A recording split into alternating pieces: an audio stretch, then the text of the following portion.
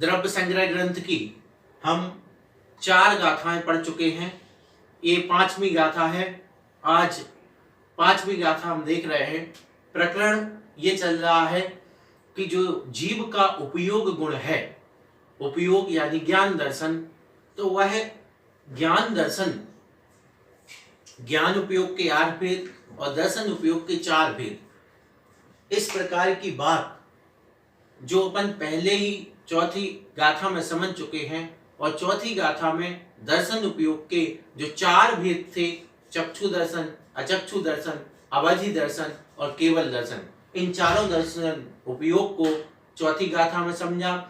अब अपने सामने 5वीं गाथा है। इस 5वीं गाथा में ज्ञानोपयोग के जो 8 भेद होते हैं, उन 8 भेदों को बताया जा रहा है। सबसे पहले शब्द का उच्चारण करेंगे, फिर गाथा का उच्चारण करके और इस गाथा का अर्थ निकालेंगे। पहला शब्द है राणम अट्ठवीयप्पम। अट्ठवीयप्पम। मदि सुद ओहि अणाण राणाणी। अणाण राणाणी। राणाणी। राणाणी। तो मदि सुद ओहि अणाण राणाणी। फिर है मणपज्जय। मणपज्जय केवल मवि। केवल मवि। पच्चक्ख परोक्ष भेयम च। अब गाथा का उच्चारण करते हैं। राणम अट्ठवीयप्पम मदिसुद ओहि अणाण राणाणी। मणपज्जय केवल मवि। पच्चक्ख परोक्ष भेयम च। क्या अर्थ है इस गाथा का, देखते हैं कि राणम, राणम यानी ज्ञान। अट्ठ, अट्ठ शब्द से ही आप समझ गए होंगे 8, तो 8।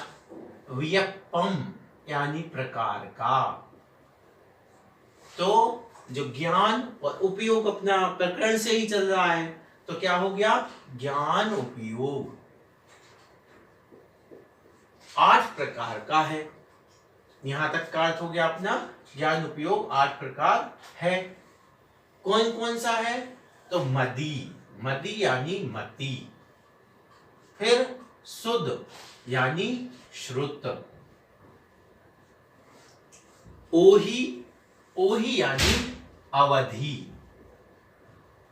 ये शब्द अपन पिछली 2 गाथाओं से देख ही रहे हैं। ओहि यानी अवधि। अब अणाण, अणाण यानी अज्ञान। णाण प्राकृत में णाण यानी ज्ञान और अणाण यानी अज्ञान।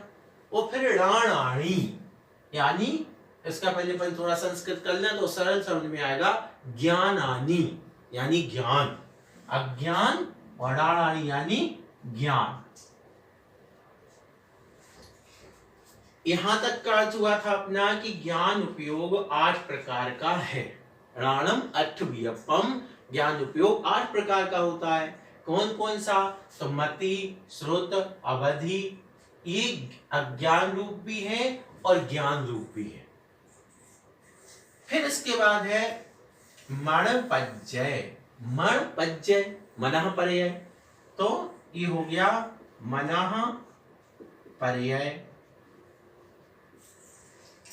केवलम अपि, केवलम अवि, यहां से होगा केवलम और फिर निकलेगा यहां से अवि, संधि विच्छेद से। तो केवल, तो मना पर्यय और केवल, केवल ज्ञान ही लिख लें सीधा, मना पर्यय ज्ञान, केवल ज्ञान। अभी अपन यहां तक का समझते हैं और पच्चक्ख परोक्ष भेयम को बाद में देखते हैं। तो ज्ञान उपयोग 8 प्रकार का है। मति, श्रुत, अवधि, 3 तो ये हो गए। चौथा, इसको नंबर भी दे देते हैं, 1 नंबर मति, 2 नंबर श्रुत, 3 नंबर अवधि। फिर चौथा मना पर्यय हो गया और 5वां केवल ज्ञान। ये 5 हो गए। तो उसके बाद अपन को चाहिए कितने हैं, राणम अठव्यपम 8 प्रकार। तो 8 कैसे निकलेंगे, 5 तो ये हो गए। अब इन्होंने क्या कहा था कि अणाण और राणानी, ये ज्ञान रूप भी है ये तीनों और अज्ञान रूप भी है। तो ज्ञान रूप में क्या हो गए, नंबर 1 जैसे मति ज्ञान। अब मति ज्ञान का अज्ञान रूप हुआ कुमति ज्ञान, कुमति ज्ञान। तो ये दूसरा नंबर भेद बन गया। फिर इसके बाद था श्रुत, तो श्रुत ज्ञान। अब श्रुत ज्ञान का अज्ञान क्या हुआ, कुश्रुत ज्ञान, कुश्रुत ज्ञान। फिर इसके बाद है अपना अवधि ज्ञान, यहां से ओही यानी अवधि ज्ञान, तो अवधि ज्ञान। और अवधि ज्ञान का अज्ञान रूप क्या होगा, कुअवधि ज्ञान, कुअवधि ज्ञान। इसे विभंगावधि ज्ञान भी कहा जाता है।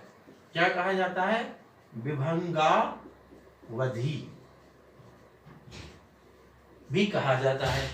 फिर इसके बाद है अपने पास में ये दोनों क्रम से मनापर्यय ज्ञान, मनापर्यय और केवल ज्ञान, केवल ज्ञान। ये हो गया 8 प्रकार का ज्ञान उपयोग। अब ये 3 कैसे, कुमति कुश्रुत कुअवधि कैसे निकले, अणाण यानी अज्ञान रूप। कितने में लगाना है, ये सिर्फ यहां तक लगाना है, मदि शुद्ध ओही अणाण, ठीक ना। तो इसमें ये अज्ञान रूप भी है और ज्ञान रूप भी है। ये 8 प्रकार का अपना ज्ञान उपयोग हो गया। चौथी गाथा में अपन ने उपयोग की परिभाषा देख ली थी कि जिसके माध्यम से जानने और देखने की शक्ति होती है, किसको, स्वयं को भी और दूसरे को भी, वह उपयोग कहलाता है। तो ज्ञान उपयोग किससे संबंधित है, जानने से संबंधित है। अब ये 8 भेद हो गए। 8 भेदों में सबसे पहला है मति ज्ञान। अब मति ज्ञान को अपन देखते हैं। मति ज्ञान क्या है कि इंद्रिय और मन से जो ज्ञान होता है, उस ज्ञान को क्या कहते हैं, मति ज्ञान कहते हैं।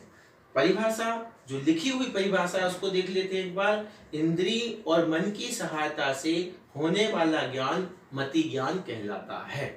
तो अपनी 5 इंद्रियां हैं और मन है, जब इनके द्वारा कोई ज्ञान होता है वह मति ज्ञान कहलाता है।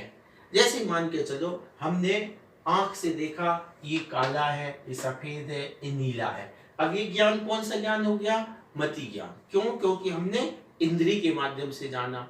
आपने मन से सोचा, कुछ भी बात सोची कि ये अच्छा है या बुरा है, मान के चलो आपने सोचा ये अच्छा है ये बुरा है, इस प्रकार का जो भी भेद किया वो किससे किया, मन से किया, तो वो मति ज्ञान हो गया। इस प्रकार से मति ज्ञान यानी जो इंद्रिय और मन की सहायता से होता है उसे मति ज्ञान कहते हैं। इसके बाद है दूसरे नंबर पर श्रुत ज्ञान।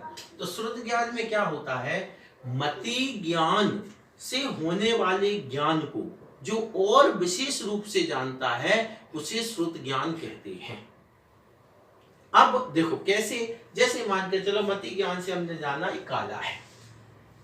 अब हमने कहा ये क्या है भाई, इसका मतलब क्या है, क्या लिखा है, इसका अर्थ क्या होगा, किसने लिखा, क्यों लिखा, ये जो भी अपने मन में विचार आ रहा है ये काम किसका है, श्रुत ज्ञान का। मति ज्ञान तो सिर्फ इंद्रिय से उसका आपको दिखा देगा, बता देगा कि ये है, लेकिन उसके बारे में फिर और विशेष बातें आना, विशेष विचार आना, ये श्रुत ज्ञान का काम है। तो मति ज्ञान से होने वाले ज्ञान को जब विशेष रूप से जिस ज्ञान से जाना जाता है उसे श्रुत ज्ञान कहते हैं। तीसरे नंबर पर है अवधि ज्ञान। तीसरे नंबर पर है अवधि ज्ञान। तो अवधि ज्ञान क्या करता है, इंद्रिय और मन के बिना, इंद्रिय और मन के बिना। अब अवधि ज्ञान जिसके पास है वो इंद्रियों का और मन का उपयोग नहीं करेगा, उनके बिना ही क्या होगा, उसको द्रव्य क्षेत्र काल और भाव की सीमा पूर्वक। देखो ये ध्यान रखने वाली बात है कि द्रव्य क्षेत्र, द्रव्य क्षेत्र, काल और भाव, इनकी सीमा को लेकर के, भाई अवधि ज्ञान बिना इंद्रिय और बिना मन के जान तो रहा है, लेकिन उसका निश्चित है कि वह कितना द्रव्य जानेगा, उसका निश्चित है कि कितने क्षेत्र की बात जानेगा। ऐसा नहीं है कि वो आलोकाकाश को जानने लग जाए। क्यों? क्योंकि उसकी सीमा है। और यदि फिर सब कुछ जानने लग जाएगा तो केवल ज्ञान का क्या महत्व बचेगा। तो इसलिए इसका क्षेत्र सीमित है कि कितने क्षेत्र तक यह जानेगा। हाँ, इतना पक्का है कि अवधि ज्ञान कैसे जानेगा, बिना इंद्रिय और बिना मन की सहायता के। फिर काल, तो काल में भी है कि कितने समय की चीज को जान सकता है वह, कहां तक के समय की सीमा को लेकर के, और भाव किन भावों तक। तो ये चारों चीजों की सीमा लेकर के ही अवधि ज्ञान जानता है। परिभाषा क्या हुई कि जो अवधि ज्ञान है इंद्रिय और मन के बिना द्रव्य क्षेत्र काल भाव की सीमा पूर्वक जो रूपी पदार्थों को स्पष्ट जानता है उसे अवधि ज्ञान कहते हैं। अब क्या अर्थ हुआ इसका? एक बात और, रूपी पदार्थों को जानता है। अवधि ज्ञान है द्रव्य काल क्षेत्र भाव की सीमा पूर्वक, और किसको जानता है? रूपी पदार्थों को। अरूपी पदार्थों को नहीं जानेगा। रूपी पदार्थ यानी जो पुद्गल हैं, ये सब, इनको जानता है, अरूपी पदार्थों को नहीं जानता है। अब ये रूपी अरूपी जो भी है, ये आगे वर्णन इसका विशेष रूप से भी आएगा, वहां हम समझ सकते हैं। अभी सीधी सीधी भाषा में ये समझ लें कि जो भी हमें दिखाई देता है वो सब रूपी है। जो नहीं दिखाई देता, जैसे आत्मा दिखाई नहीं देता, अरूपी है। धर्म द्रव्य आपको दिखाई नहीं देता, अरूपी है। अधर्म द्रव्य दिखाई नहीं देता, अरूपी है। दिखाई क्या दे रहा? पुद्गल दिखाई दे रहा, तो पुद्गल रूपी है। तो इस प्रकार से रूपी जो द्रव्य हैं उनको जानता है कौन? अवधि ज्ञान। लेकिन कैसे? द्रव्य क्षेत्र काल भाव की सीमा में, कि इतने क्षेत्र की बात जानेगा वो, इतने समय की बात जानेगा, ऐसा। इस प्रकार से अवधि ज्ञान हुआ। फिर मनःपर्य ज्ञान। मनःपर्य ज्ञान की परिभाषा देखते हैं। मनःपर्य ज्ञान में क्या कहा गया कि जो मनःपर्य ज्ञान है वह दूसरे के मन में स्थित है ना, लेकिन वो कैसे? द्रव्य क्षेत्र काल की सीमा वहां पर भी है, मति ज्ञान में भी है।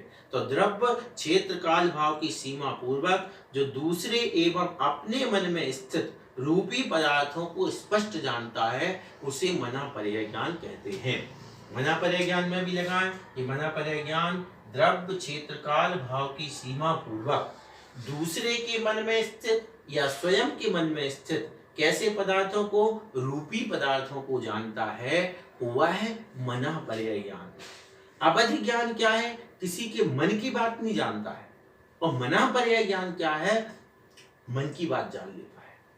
जब मनःपर्य ज्ञान के भेद अपन पढ़ेंगे, आप तत्व सूत्र में जब पढ़ेंगे, तो उसमें बहुत बड़ी बात कि चिंतित अर्ध चिंतित चीजें भी जान लेता है। मतलब सोच ही रहा था वो, सामने वाला सोच नहीं पाया अपने मन में, कि वह पूरी बात ही नहीं सोच पाया, उसके पहले जिसको मनःपर्य ज्ञान है वो उसकी पूरी बात को जान लेगा, यदि वो जानना चाहेगा तो इस प्रकार से मनःपर्य ज्ञान रूपी पदार्थों को, है ना, बस हाँ, वो चिंतन किस रूप में होना चाहिए? रूपी पदार्थ का होना चाहिए। तो रूपी पदार्थों को, यानी खुद के मन में स्थित रूपी पदार्थ हो अथवा सामने वाले दूसरे के मन में स्थित रूपी पदार्थ हो, तो वह द्रव्य क्षेत्र काल भाव की सीमा लेकर के उसको जान सकता है। इसका क्या मतलब हुआ? इसका मतलब ये हुआ कि जैसे मान के चलो मनःपर्य ज्ञान के द्वारा किसी के मन की बात जानना है, तो उसका एक सीमा है। ये सीमा है, मान के चलो कि यहाँ पे मनःपर्य ज्ञान ही बैठे हुए हैं और अब मान के चलो उनकी सीमा यहाँ तक है। तो जो द्रव्य है, यानी मान के जो व्यक्ति है जिसके मन में कोई बात चल रही है, उस बात को मनःपर्य ज्ञानी समझेंगे। तो कैसे समझेंगे? यहाँ होगा तो समझ जाएंगे, यहाँ होगा तो, यहाँ होगा तो, यहाँ होगा तो, यहाँ होगा तो, यहाँ उनकी सीमा है। अब जैसे ही इसके बाहर गया हो, फिर मनःपर्य ज्ञान इस व्यक्ति के मन की बात को नहीं जान पाएगा। क्यों? क्योंकि उसकी सीमा कहाँ तक है? यहाँ तक है। यहाँ उसकी सीमा खत्म हो गई है। ऐसे इसी प्रकार से क्षेत्र है, तो क्षेत्र में भी ये द्रव्य मतलब यहाँ स्थित था, इसी तरह से क्षेत्र में लगा लो कि इतने क्षेत्र। अब जो इसके मन में बात चल रही है, मान के चलो जो ये व्यक्ति है और ये मना पर्याय ज्ञानी है, तो अगर मान के चलो मना पर्याय ज्ञान का क्षेत्र इतना है, मतलब इतने क्षेत्र की सोची हुई बात, मतलब उस क्षेत्र में वो चीज होनी चाहिए जिस बारे में वो सोच रहा है, तो मना पर्याय ज्ञानी जान लेगा। लेकिन अगर उस क्षेत्र के बाहर की हो गई, उसके उनके क्षेत्र की मर्यादा है कि जो सोचा जा रहा है वो इतने क्षेत्र का सोचा जाए, उससे बाहर का सोचा जाएगा, तो फिर मना पर्याय नहीं जान पाएगा। इसी प्रकार से काल कितने समय तक का और कैसे भावों का, ये सब सीमा पूर्वक है, लिमिट में है, मर्यादा में है। और यही अंतर है। केवल देखो पहले अवधि ज्ञान आया, तो अवधि ज्ञान ने तो क्या किया, रूपी पदार्थों को जाना द्रव्य क्षेत्र काल भाव की मर्यादा के साथ। अवधि ज्ञान से मना पर्याय ज्ञान में क्या विशेषता आई कि मना पर्याय ज्ञान ने दूसरे के मन की बात को जान लिया, और उसके भेद प्रभेदों में क्या आएगा कि बिना सोची बात को भी जान लिया, जो अभी वो सोच नहीं पाया आधी सोची हुई बात को जान लिया, तो ये मना पर्याय ज्ञान की बात हो गई। फिर उसके बाद अगला है केवल ज्ञान। अब केवल ज्ञान में किसी भी प्रकार की ये सीमाएं सब खत्म। केवल ज्ञान में क्या है कि ना कोई क्षेत्र की सीमा है, ना काल की, ना द्रव्य की। सर्व द्रव्य पर्यायेषु केवलस्य, तीनों काल तीनों लोक सब कुछ केवल ज्ञान में झलकते हैं। तो केवल ज्ञान के बारे में क्या कहा गया कि तीनों लोकों के अनंत द्रव्यों और उनकी त्रैकालिक अनंत पर्यायों को एक साथ स्पष्ट जानने वाले ज्ञान को केवल ज्ञान कहते हैं। और सबसे बड़ी बात है, एक साथ जानता है। केवल ज्ञान कैसे जानता है, भूतकाल की भी बात है जो पर्याय है, भविष्य की भी है और वर्तमान की भी है। वो कैसे, बिल्कुल वर्तमान के जैसे, जैसे इसी क्षण हो रहा हो, जैसे इसी क्षण हो रहा हो। जैसे मान के चलो, मैं मान के चलो पिछले जन्म में त्रिंच था, इस जन्म में मनुष्य हूं अभी, और आगे देव बनना। अब वो जो तीनों चीजें हैं वो एक ही समय में भगवान के ज्ञान में एक साथ झलक रही है, एक साथ प्रत्यक्ष के जैसे, वर्तमान के जैसे झलकता है। उनमें भेद नहीं होता, वो भेद करके नहीं आते, वो सामने बिल्कुल जैसे अभी हो। तो ये उस केवल ज्ञान का क्या है, क्षेत्र मतलब द्रव्य क्षेत्र आदि के उनमें बंधन नहीं है। वो तो जो भी है पूरी सृष्टि सब उनके ज्ञान में एक साथ एक ही क्षण में झलकती है, तीनों कालों के साथ। मतलब कि जो द्रव्य के तीनों काल हैं एक एक द्रव्य के, उन सब के साथ में एक साथ केवल ज्ञान में सब कुछ झलकता है। कैसे, जैसे दर्पण सामने कर दो, जैसे मान लो ये आईना है, अब इसके सामने जो भी चीजें हैं वे झलकेंगी। दर्पण में तो क्या होगा, जो सामने है वही झलकेगा। लेकिन केवल ज्ञान में क्या होता है, जो सामने नहीं भी है, यानी जो भूतकाल में था और जो आगे आने वाला है, वो भी उस केवल ज्ञान रूपी दर्पण में झलकता है। इस प्रकार से केवल ज्ञान हुआ। अब देखें यहाँ पर कि जो गाथा का अपना भाग छूटा हुआ है, पच्चक्ख परोक्ष भीयम च। पच्चक्ख यानी प्रत्यक्ष, परोक्ष यानी परोक्ष, और भीयम यानी भेद, च यानी और। तो प्रत्यक्ष और परोक्ष भेद है। किसके प्रत्यक्ष और परोक्ष भेद है, अब ये ज्ञान के भेद है, अज्ञान के नहीं। तो ज्ञान अपन यहाँ पे रोक लेते हैं और अज्ञान हटा देते हैं। तो ये अज्ञान हमने यहाँ से डिलीट कर दिए। आप देखें कि जो ये अपने पास बचे क्या, 5 ज्ञान, इनकी नंबरिंग भी बदल जाएगी। मति ज्ञान, श्रुति ज्ञान, अवधि ज्ञान, मना पर्याय ज्ञान, और ये 5वां केवल ज्ञान, केवल ज्ञान। तो इसमें इन्होंने क्या कहा, प्रत्यक्ष और परोक्ष भेद है इसके ज्ञान के। तो ज्ञान में जो मति ज्ञान और श्रुत ज्ञान है, ये क्या है, परोक्ष है। ये किसका भेद है, ये हो गया आपका परोक्ष। फिर जो अवधि ज्ञान, मना पर्याय ज्ञान और केवल ज्ञान, ये क्या है, ये है प्रत्यक्ष। तो ये हो गए प्रत्यक्ष ज्ञान। ये किसके भेद है? ये ज्ञान के भेद है। ये अज्ञान में नहीं जाएगा, ये ज्ञान में। तो परोक्ष ज्ञान कितने हो गए? 2, मति और श्रुत। और इसके बाद यद्यपि ऐसा नहीं है जो कुअवधि या कुछ श्रुत वगैरह है वो परोक्ष के ही भेद है, लेकिन ज्ञान के साथ जब लगाएंगे तो उस भेद में उनकी गणना नहीं होगी। इस प्रकार से। और उपयोग, दो चीजें बहुत अलग अलग हैं। जहां उपयोग की बात आएगी तो उस व्यक्ति का उपयोग कैसा चल रहा है, कुमति रूप है या मति रूप है, तो वहां पर 8 भेद हो जाएंगे। और जब यहाँ पर ये बात आएगी प्रत्यक्ष और परोक्ष की, तो प्रत्यक्ष और परोक्ष का भेद शास्त्रों में इन्हीं 5 ज्ञानों में किया गया है। तो इस प्रकार से ये जो 8 प्रकार का ज्ञानोपयोग है वो बताया गया है। 8 प्रकार का ज्ञानोपयोग कौन कौन सा होगा? मति, कुमति, श्रुत, कुश्रुत, अवधि, कुअवधि। तो 3 दूनी 6, मनापर्य ज्ञान और केवल ज्ञान, ऐसे करके 8 प्रकार का हो गया ज्ञानोपयोग। और प्रत्यक्ष और परोक्ष का भेद किया तो मति और श्रुत परोक्ष है, और अवधि ज्ञान और मनापर्य ज्ञान और केवल ज्ञान ये प्रत्यक्ष है।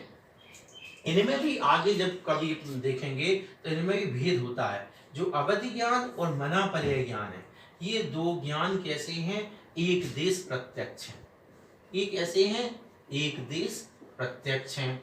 और जो केवल ज्ञान है यह सकल प्रत्यक्ष है। ये भी आप समझ गए होंगे, क्योंकि एक देश प्रत्यक्ष क्यों है?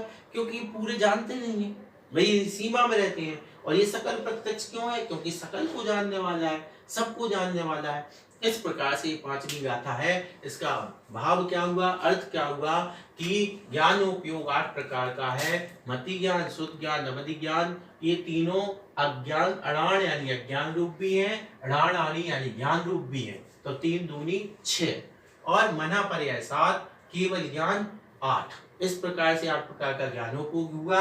और जो ज्ञान के भेद है या ज्ञान का जो प्रत्यक्ष और परोक्ष से विभाजन भेद किया गया है, प्रत्यक्ष में अवधि ज्ञान, मनापर्य ज्ञान और केवल ज्ञान आते हैं, और परोक्ष में मति ज्ञान और श्रुत ज्ञान को रखा गया